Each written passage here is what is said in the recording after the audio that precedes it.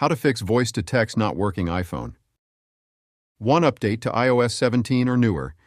Audio message transcription only works on iOS 17 or later. Both the sender and recipient must have this version for the feature to work. 2. Your keyboard language is not supported. The transcription feature works only for certain languages, based on your iPhone's keyboard settings. You may need to switch to a supported language. Here's how to change it. Open the Settings app and tap General. 2. Tap Keyboard. 3. Tap Keyboards.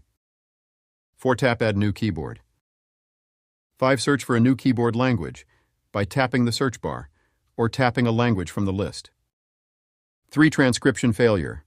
Sometimes the iPhone may not understand the audio, causing transcription to fail.